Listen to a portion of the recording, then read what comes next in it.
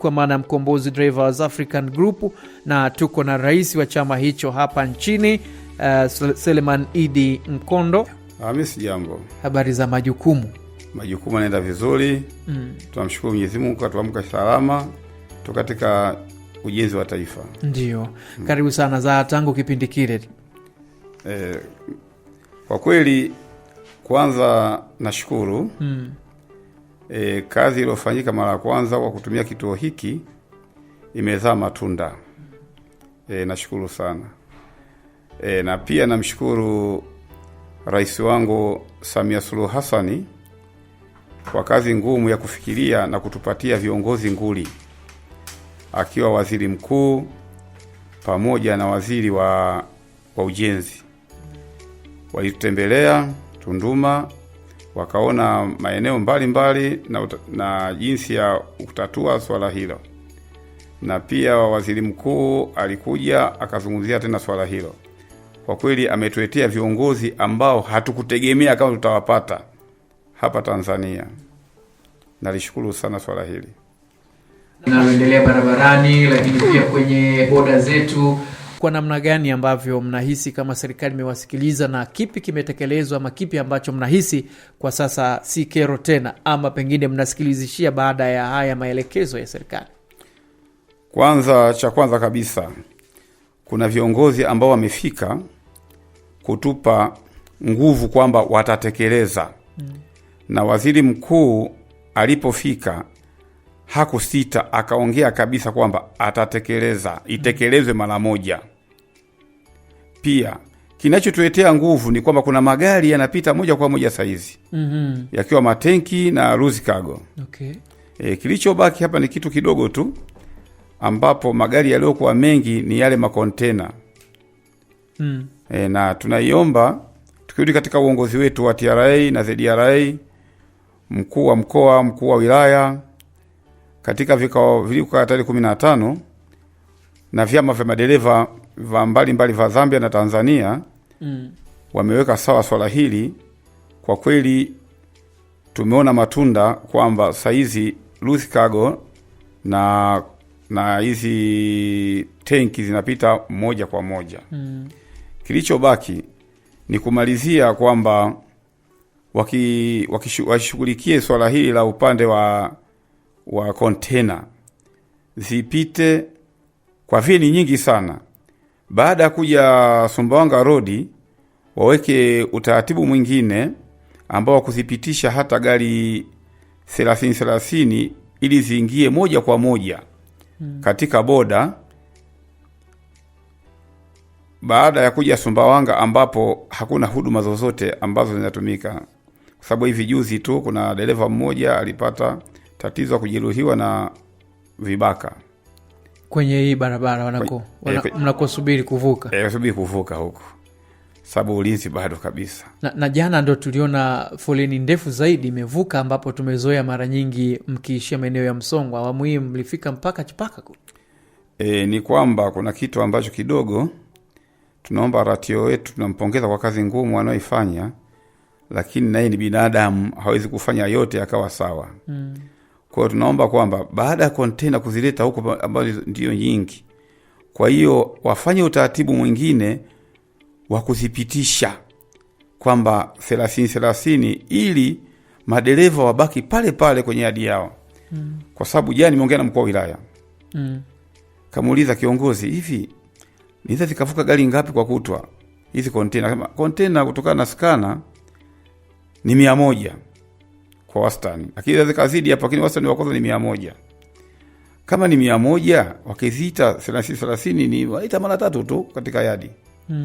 Itakuwa zimeshaisha, zikabakia 10, unamalizia 10, utakuwa umeshamaliza time katibu kwa ni mara 4. Kwa hiyo hakuna sababu tena hizo kontena kuzileta tena huku njia Sumbawanga Road ambao zikawa zimekaa zikaleta msongamano ambao mkubwa.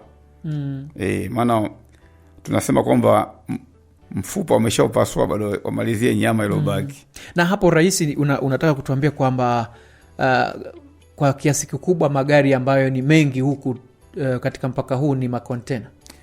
Kontena kwa kweli ni nyingi mno. Kontena nyingi, natoa ushirikiano, kontena ni nyingi. Lakini wingi wa kontena kama utabaki kwenye yadi, basi zikapita zile 100, hakuna sababu ya kuzileta huko, kwa sababu unaleta kontena 300 zinaovuka 100. Sasa zikabaki kule kule tu yadi tu, zikabaki kule zile, zikapita 100, zikabaki nyingine. Siku nyingine wanatoa 100 kutoka na muda wao wa kuwaita. Na hili lilikuwa ni moja madai yenu kwenye awamu ile ya kwanza, na ni moja sababu ambayo mkasema kama hatutatekelezewa hili basi kuna namna tutatumia ili kufikisha ujumbe wetu kwa mamlaka kwamba huku kwanza ni hasara, lakini pia mlisema kama ulivyosema hapa kwamba ni riski, hakuna ulinzi kwa magari haya yanaachwa huko yakiwa yamebeba mizigo ambayo ni ya gharama, na mlitoa kipindi hicho mifano kwamba mnaibiwa, wengine wanafungua mpaka tuliambiwa ni rimu au matairi sijui ya magari, kiasi kwamba ni hatari. Lakini pia huduma za msingi amzipati kama madereva maeneo mnakoachwa usiku huko. Lakini sasa hivi unasema serikali imesikia, ni pamoja na hili, ama hili bado linaendelea kubaki kwa ushauri? Hilo bado haijatekelezwa. Lakini tulisikia maelekezo ya serikali kwamba pengine ni kutokana na ufinyu wa zile barabara za pale TRA pale ndani, kwamba wamesema waongeze barabara zipanuliwe ili pengine magari yaingie mistari 3. Swala la upanuzi wa barabara ni sahihi, lakini tukiangalia upande wa pili tunaenda kule Zambia. Zambia barabara nzuri, lakini bado foleni ipo. Hiki ni kwamba kuna kitu kimoja ambacho serikali wakiangalie kiundani zaidi. Hizi wagoni ina maana kwamba TRA wangerudi nyuma baada kuwepo pale walipo, wawe na checkpoint mbele kabla zile parking, kwamba magari yakitoka Tanzania yaingie moja kwa moja, wagoni zikatolewe mbele. Watakuwa shengia mpaka wa Zambia. Zikishatolewa wagoni pale, unaingia kwenye parking zao, wanasubiri dokumenti. Na Tanzania nako vile vile warudi nyuma. Hawa Zambia wagoni zikatolewe mbele, kwamba gari zikiwa na wagoni mzigo uko sahihi. Wanapotolewa mzigo tayari ushapokelewa. Sasa kama watabaki pale pale, bado itakuwa foleni iko pale pale, hata kama wakifungua milango na hata kama wakitengeneza barabara 3. Lakini wakati tunaachana katika kipindi kilichopita, alituambia kwamba kwa kuwa tunaenda kwenye uchaguzi, hatutaki kuchanganya mambo na madai yetu ikaonekana kana kwamba tunatumika kisiasa. Tupishe uchaguzi na madai yetu tutaendelea nayo, na kama serikali haitatusikiliza basi kuna uwezekano mkubwa mwezi Januari sisi kama viongozi wa chama hiki tutaitisha mgomo nchi nzima kushinikiza serikali kutusikiliza kile tunachotaka ifanye kazi. Pengine kwa hiki ulichokisema, bado nia yenu iko pale pale ya kuitisha mgomo na Januari 2026? Na utaratibu wa viongozi wetu wa Tunduma kuanzia TRA, ZRA, tukienda na upande wa mkuu wa wilaya na mkuu wa mkoa na RPC, wanatoa ushirikiano mwema. Kwa kilichobakia tu ni haya makontena ambayo kuwafanyia utaratibu tu ya kuweza kuyavusha bila kuja huku yani Sumbawanga Road. Kwa kweli nadhani kwamba kwa madereva saizi na walichonituma ni kwamba tutasitisha kwanza ule mgomo. Isipokuwa kuna kero nyingi ambao wamenipa nitaziongelea hapa. Kwa huu kuhusu haya madai, kwa kuwa serikali ni kama imesikia mlichokuwa mnakitaka. Wamesikia. Sawa. Haya msikilizaji, kwa mgomo hamna tena Teddy. Kwa hiyo ni jambo la heri, na hiki ndicho ambacho tunatamani serikali mara zote ikisikia na iweze, kwa sababu migomo pia haijengi na haileti manufaa. Na sisi pia hapa kwa namna moja ama nyingine tunaishukuru serikali kwa usikivu huo. Yeah. Sawa msikilizaji, tumpe nafasi Mheshimiwa Rais juu ya kile ambacho yeye amekisema kwamba pamoja na haya serikali imefanya na wanasubiri utekelezaji wake. Kwa mantiki hiyo sasa hawataruhusu ama hawatakuwa na huo mgomo, lakini bado anasema yako mambo ambayo pia wanaendelea kukumbushana, na hatufanani barabarani. Wao wako barabarani muda mrefu, wanakutana na watu wa kariba mbalimbali.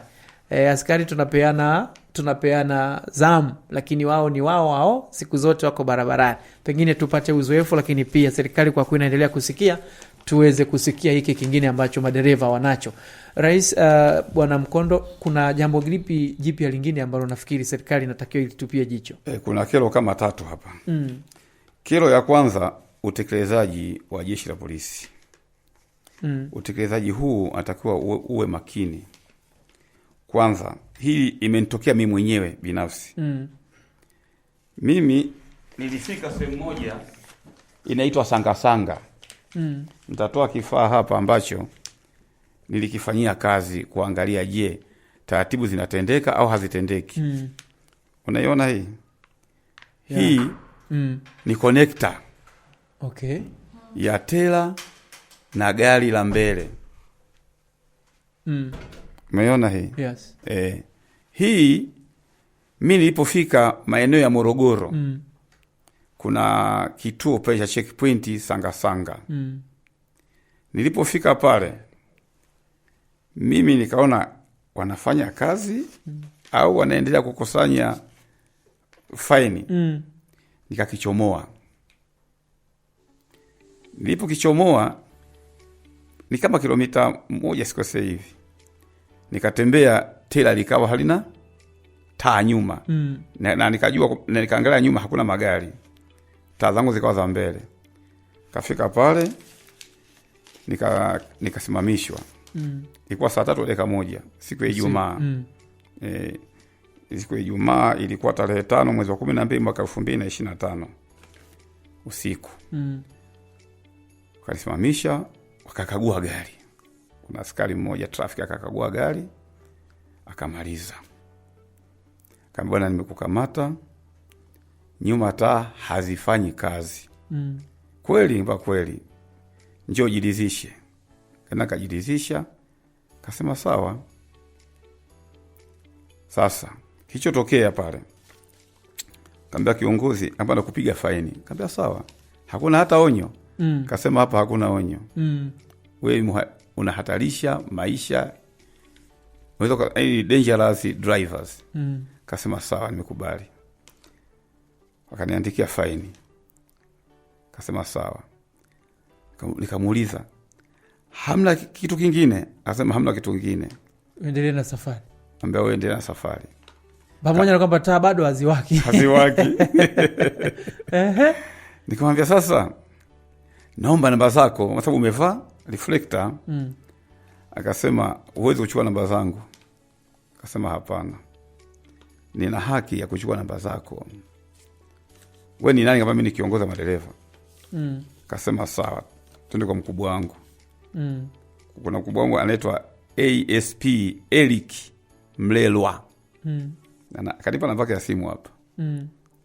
Akaniambia, Mlelwa, chukua namba zangu, lakini jina langu tupelekea yake ASP Mlelwa, basi litatosha. Kasema sawa. Kachukua na namba yake ya simu iko hapa. Kamuliza, ni Morogoro hiyo? Morogoro hiyo. Kaambia kituo cha Mfomelo hicho. Yeah. Kaambia ushamaliza? Nishamaliza. Unaniruhusu? Ambia wewe nenda. Kona sasa hili gari mpaka nifike kule ninakwenda kupaki, nitakuwa nshow watu washaingia nyuma wengi tu. Kwa sababu halionekani ni giza. Kaambia sawa. Mimi nikafika mbele kwenye kistendi, kachomeka waya wangu, nikaendelea safari. Sasa kama maaskari, sheria inaongea nini kuhusu sawa barabarani endapo gari haina reflector usiku au taa? Na kila siku jeshi nakemea kwamba tusitembeze gari ambazo hazina taa. Ina maana kuna magari mabovu mengi yamepita pale. Wamekusanya tu faini, lakini yakaendelea bila matengenezo. Bila matengenezo yoyote. Na sheria inataka kwa pale wewe itakiwa usiendelee na safari. Ndio sheria inavyotakiwa. Okay. Kwa mujibu nilivyojifunza mimi katika udereva. Sasa utakuta kwamba je, kama huyu ASP Eric Mlelwa ameruhusu gari zile, je, tangu asubuhi alipokaa hapa ameruhusu gari ngapi kama hizo? Zenye kasoro. Na je, ni vituo vingapi vya Tanzania vinaruhusu? Kwa hiyo hii ni moja ya usababishaji ajali Tanzania. Tabidi viongozi wakae waangalie zaidi swala hili. Pia kurudi kwenye mabasi. Mabasi hii niongea paka na mkuu wa wilaya jana. Bahati nzuri tuyamalizia akaongea na simu nyingine. Ni kwamba gari inatoka Songwe au inatoka Mwanza. Ile basi inapotoka kuna kitu kinaitwa high button. Inatoa mawasiliano kutokea mwanzo wa safari mpaka mwisho wa kituo kingine cha safari. Anafika pale kuna mtu aitwa LATRA. Gari sisi madereva malori ndio tunaendesha mabasi, tunayapisha. Sehemu zimebana kabisa mstari, mabasi yanapita. Ukimwangalia mtu katoka NET, katoka VETA, katoka kituo cha jeshi shule ya jeshi ya polisi, chuo cha jeshi ya polisi. Lakini anapita katika mistari iliyobanwa. Ni marufuku mistari miwili kabisa, ana overtake. Na bila kujali gari la mbele. Lakini huyu anapita beria zote za polisi, checkpoint za polisi mpaka kwenye kituo cha basi ambayo anaenda kushikiwa pale. Wote hawajazuiliwa. Haziwiliwi. Kwa hiyo kitendo hiki ndio kinachosababisha ajali kwa mwaka huu, zimekisiri ajali. Ukiangalia hapo pipeline, turudi kwenye malori. Si madereva tunawafundisha miaka 2 miaka 3. Leo dereva anafundishwa, tunamchukua tu trip, ana D yake, trip ya kwanza, trip ya pili, trip ya 3 ya Kongo, anaondoka anaenda chuoni kwenda kusoma VETA au NET. Utakuta mwezi mmoja anasoma pale. Hana uzoefu wa kupanda milima ambayo ya pipeline, milima ambayo ya hii milima ya ni Kitonga na nchi mbalimbali zinazo tuzunguka. Dereva huyu anaenda kusoma, anapewa cheti cha truck. Akishapewa cheti cha truck, anaenda kuchukua truck. Dereva hana uzoefu wote wa kuendesha magari. Lakini ukiangalia ndani ya Tanzania tuna madereva nguli ambao wa siku nyingi ni wazoefu na ni madereva ambao wana uwezo mkubwa wa kuendesha gari. Lakini wako mtaani wamesema hatuendi kusoma. Sababu tuna miaka 20-30 hatuja sababisha ajali hata moja. Lakini kuna dereva ambayo ameta VETA kama nilivyoongelea, anapewa ile gari. Akija hana uzoefu wote, anakwenda anagonga magari yote yaliyo chini wakati wa kushuka kwenye miteremko. Je, hapa dereva mzuri ni yule ambaye amesoma au dereva mzuri ni yupi ambaye ametokea VETA na NET? Kwa hiyo ajali zote za Tanzania ukiwaangalia ni madereva wametoka VETA, NET na jeshi la polisi. Na kuwafungia madereva ambao wazuri wako mitaani sasa hivi hawana kazi. Ajira ziko nyingi lakini madereva hawana kazi. Kwa sababu hakwenda kusoma wiki 2. Hawana leseni. Leseni wanazo. Sasa kitu gani? Kwamba hawana cheti. Hawana cheti. Hawana cheti. Okay. Sasa tukiangalia, je, dereva huyu hana cheti. Lakini ameendesha magari miaka 20. Hana sababisha ajali. Labda sasa hapa ushauri wako ulikuwa ni upi kwa serikali kuhusiana na hilo? Tunaomba rais wetu kupitia Waziri Mkuu Mama Samia Suluhu Hassan, pamoja na waziri mkuu aliangalia swala hili. Wale waruhusiwe kulinyu leseni, warudi barabarani. Kama kusoma watasoma mmoja mmoja mpaka na wanaisha. Kwa sababu kwanza wanapoteza mamilioni ya pesa serikali, ambayo kipato kingia serikalini cha 70,000 kila mmoja.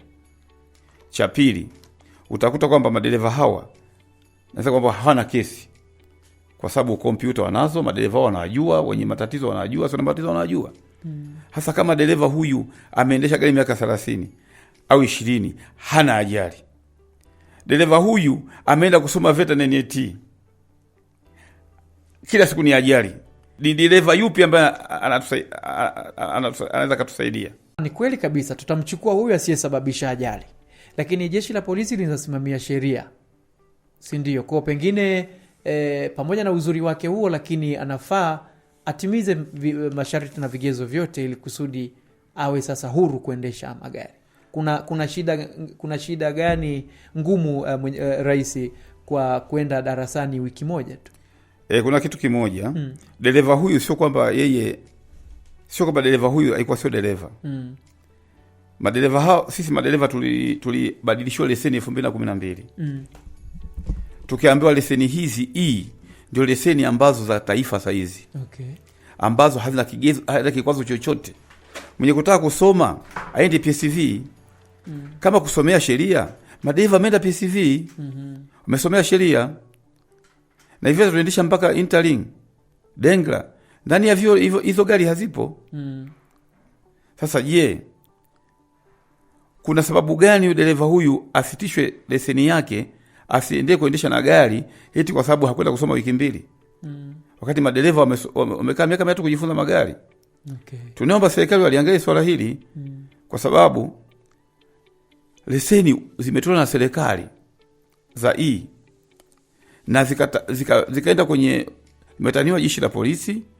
Bakataniwa jeshi la polisi, leseni hizi zikaenda TRA zikaidhinishwa. Wakakubali kwamba huyu ni dereva. Na serikali ya Jamhuri ya Muungano wa Tanzania. Kama kuna kipengele cha kusoma, hiki ni maendeleo ya kidogo kidogo. Isifike kama ni sheria kubwa ya kumkaba dereva ambaye ana leseni yake na amelipia. Asiendeshe gari eti kwa sababu yeye hakwenda kusoma wiki 2. Wiki 2 uweze kujifunza dereva. Na kati wengine washaenda wiki 2 kujifunza PSV. Ilikuwa si sheria.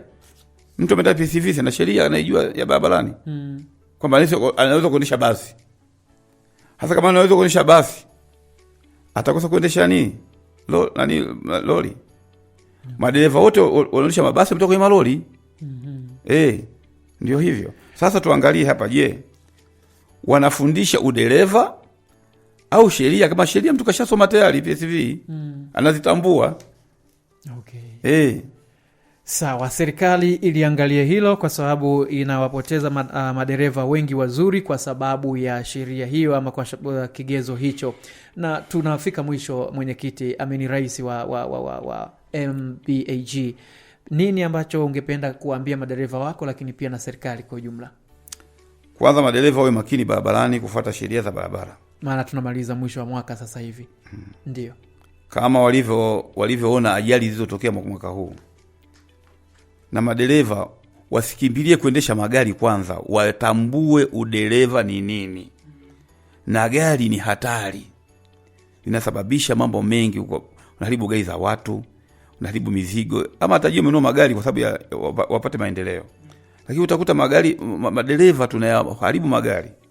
Tusikimbie kuendesha magari kwanza, tujimarishe katika tuwe madereva wakamilifu. Tukiwa barabarani, overtake zetu tuziangalie vizuri.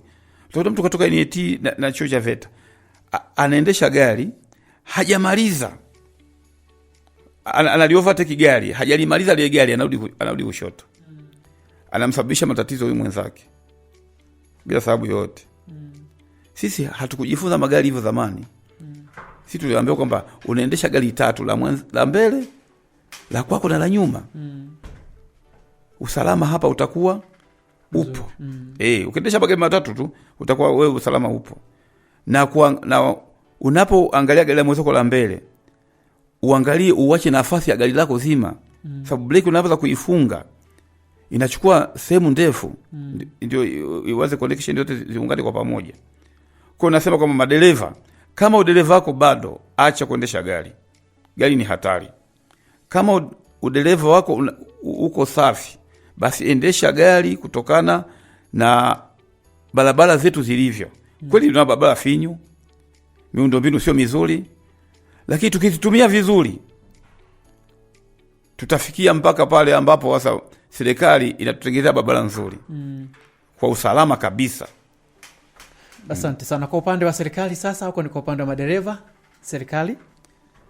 Naiomba serikali ya Jamhuri ya Muungano wa Tanzania inaongozwa na Mheshimiwa Samia Suluhu Hassan na kufuata waziri wake mkuu na waziri wa ujenzi, waliangalie swala hili la ununuzi wa barabara.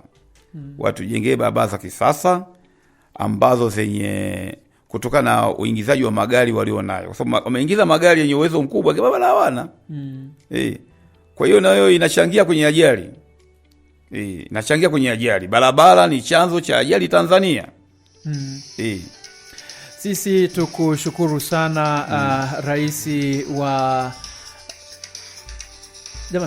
tukushukuru sana raisi wa Mkombozi Drivers African Group MBAG, ndugu yetu Seleman Idi Mkondo, kwa kuja kuzungumza hili na kuwasihi madereva kwamba sasa hakutakuwa na huo mgomo, kwa sababu serikali imeanza utekelezaji wa madai yenu, lakini pia kuendelea kukumbusha sheria, uzingativu wa sheria barabarani, pamoja na serikali kuangalia mazingira yale korofi kuhakikisha kwamba barabara zetu zinaboreshwa. Sisi tukushukuru, lakini usisite wakati mwingine tena kuja kama kuna jambo lingine la kusema kwa ajili ya Tunduma yetu, Songwe yetu, lakini pia Tanzania yetu kwa ujumla, kwa sababu nyinyi ni watu muhimu na wadau wakubwa katika uchumi wa nchi hii. Tukushukuru sana Rais. Nashukuru kiongozi. Asante sana. Tuko pamoja na tutashirikiana kwa kile ambacho kimetokea. Asante sana. Kama hivi sasa tunaenda kwenye matunda sasa hizi. Kabisa.